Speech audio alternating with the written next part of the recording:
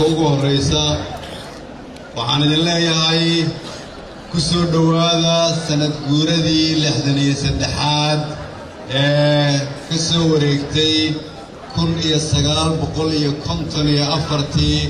maalintii dhidibada loo aasay calan Soomaaliyeed oo aan wali hooskiisa harsanayn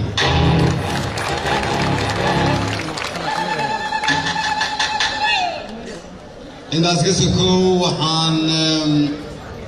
mahad ballaaran u soo jeedinayaa wasiiraddeeda wasiir Khadiijo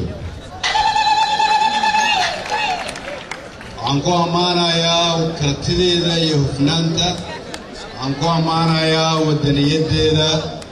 waxaan ku ammaanayaa sida ay mar walba ugu taagan tahay danta qaranka Soomaaliyeed waa maatantahay Khadiijo ومهم وحايك متاي فريمها وعلنكن ونفرايو إن دت كان شرفتيسا أما شرفتو دان دور قفل با ودل كيدا ودداشا ومهم أنه إنا قرنا لذلك أي دلك ومجران إن داس كسكو لحي اللباتن وحنديلا لحدن يسدح سنو علنكن ناسي وحاو أستانو يهاي كو حرنمدينا وحاو أستانو يهاي قرنمدينا وحاو أستانو يهاي جريتان كينا وحاو أستانو يهاي ودجير كينا وحاو أستانو يهاي دل أنغا إنو غارا وآن لنا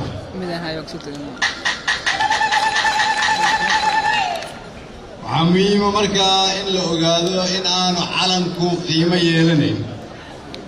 هدي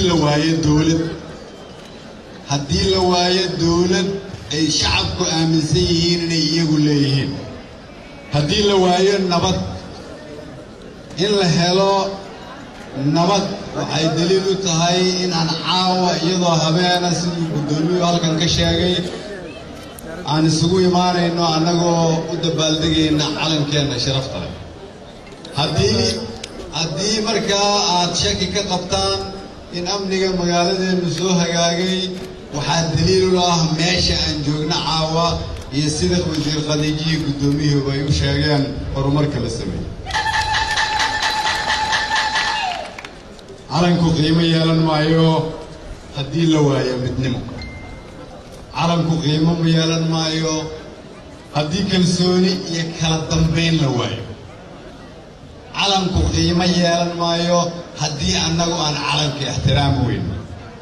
calanku qiimo yeelan maayo haddii la waayo ciidan difaaca oo u dhinta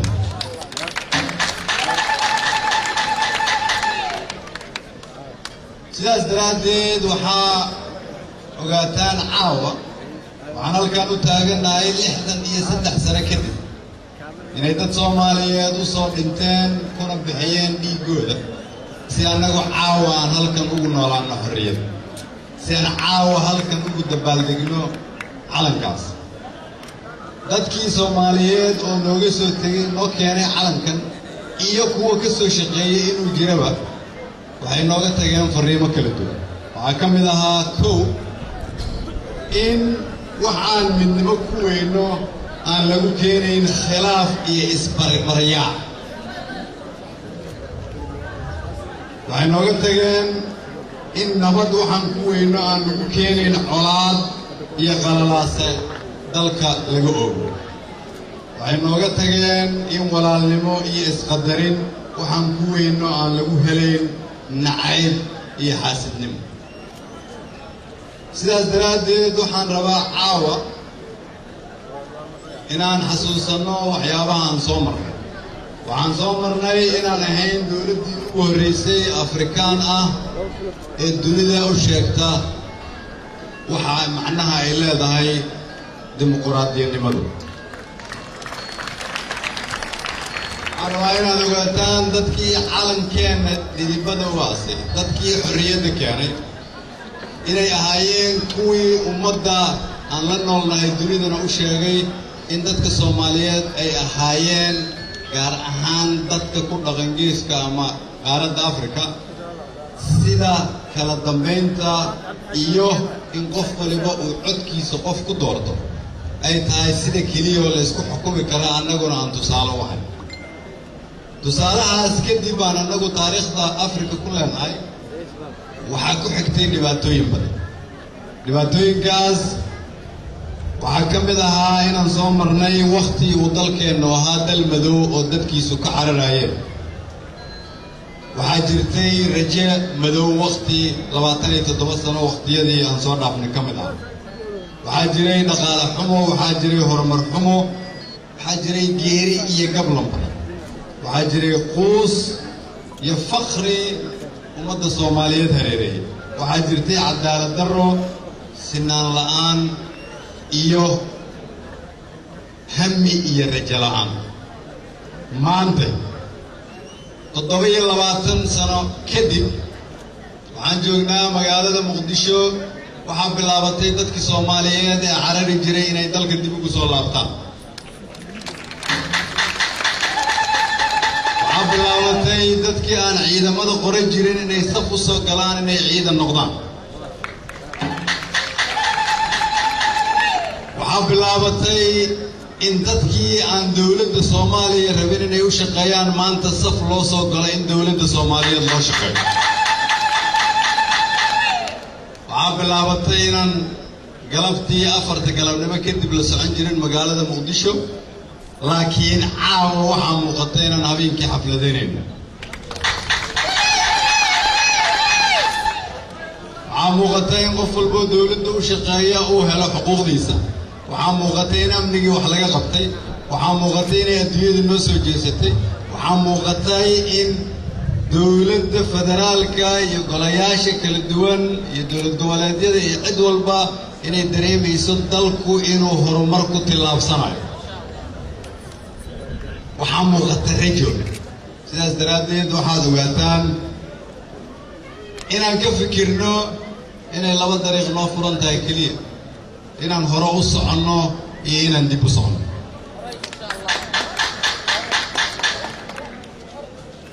haddii aad rabtaan inaan dib u noqonno markaa waxaan ku noqonaynaa colaaddii iyo madowgii iyo dhibaatadii dariiqa keliya noo furan marka sidaan hore u sheegnay waa inaan hore u soconno si marka dadka Soomaaliyeed aan ugu sheegno aan idin sheegaynaa inay muuqato inuu dhaqaalihii soo hagaagayo inay muuqato inuu amnigii soo hagaagayo inay muuqato inay adduunyada noo soo jeesatay inay muuqatay in Soomaaliya dunidu maanta ay u aragto mustaqbalka dunida sidaas daraaddeed waxaan mar labaad codsanayaa inaanan ku noqon inay xaafadaha Muqdisho kala xirxirnaadaan waxaan codsanayaa inaanan ku noqon inaan qabiil aanan iyo qabyaalad dib ugu noqon waxaan codsanayaa in sida walaalahaygii iga horreeya sheegeen aan kordhinno waxbarashada oon isticmaalno qalinka intaan isticmaali lahayn qori waxaan soo dhaweynayaa inay wanaagsan tahay siyaasadda ah inay in badani sharaf ku noolaato inta in yar oo kooban keliya ay gacanta ku haysa lahaayeen dhaqaalaha dalka waxaan soo dhaweynayaa siyaasadda ah in dalka la wada leeyahay oo aanan qofi gooni u lahayn waxaan soo dhaweynayaa in 75% ay tahay dhalinyaro dadka Soomaaliyeed oo ay muhiim tahay inay dhalinyaradu ogaadaan calankan aad aragtaan dad idinka idin la mid ah ayaa xorriyadiisa keena inaad is abaabushaan oo aadan meel iska fadhinin oo dalkiina idinku aad u tashataan sidaas daraaddeed waxaa muhiim ah inaanan qofna laga ogolaan dhaliil dalka wax lagu duminayo inaanan ogolaan dhaliil ujeeddo gaar ah leh oo lagu fushanayo dana khaas inaanan ogolaan dhaliil la doonayo in lagu dumiyo iftiinka nolosha ee hadda inoo soo ifbaxay waxaan leeyahay dadka Soomaaliyeed meel walba ay joogaan Soomaaliya hore ayay u socotaa gadaalna u noqon mayso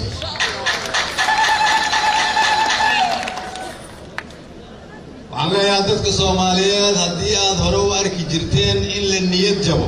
way dhammaatay waqtigii la niyad jabi waxaan leeyahay dadka Soomaaliyeed haddii ay jiri jirtay 27 sano la soo dhaafay in markii uu isjijiid yimaado inay madaxdu niyad jabaan madaxda idin hortaagan ma aha kuwaas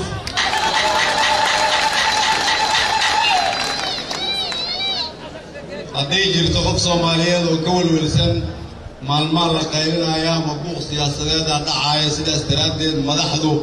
qololkeedii ku laabanaysaa waxaan idin ballan qaadayaa inaan idinla mari doono ilaa meesha ugu dambaysa aan tegi doono Soomaaliya waxay ku socotaa meel barwaaqo ah annaga u jeednaa oo idin soo aragnay dhulka barwaaqada u socon iftiin baa ummadda Soomaaliyeed u yimid waxaan rabnaa inaan iftiinkaas la qaadno kulligeed waxaan soo jeedinayaa sidaas daraaddeed fikir xumada in lagu bedelo inaan gacmaha isqabsano inaan u aragno in nabadda iyo dowladnimadu ay qof kasta ay dani ugu jirto inaan meel uga soo wada jeesano shacab iyo dowladba qofka doonaya inuu dumiyo wax yar oo inoo dhismay inaan qofka aan dooranno oo madaxda inoo ah oo madaxweynaheena iyo guddoomiyaheena ay ugu horeeyaan iyo wasiiradeena inaan siino fursad ay dalka wax ugu qabtaan inaan ku bedelno dhaqankii ahaa anigu haddaanan wax helin dalkaa la duminayaa dalkaa kaa horeeya adiga inaan ogaano in qof kasta xisbi kasta iyo koox kasta ay ka wen yihiin jiritaanka calanka nabadda iyo dowladnimada sidaas daraaddeed anigoo u mahad celinayaa walaashii Khadiijo iyo dhammaan dadkii waxaan soo abaabay waxaan idin leeyahay mar walba meel ayay taariikhdu ka bilaabataa maantay oo ay tahay 63 guuradii ka soo wareegtay markii calankeenna midabada loo taagay cidda doonaysa inay ka mid noqoto taariikhda cusub oo dalkan laga samayn doono waxaan leeyahay kaalay anaga na soo raac waa mahadsantiin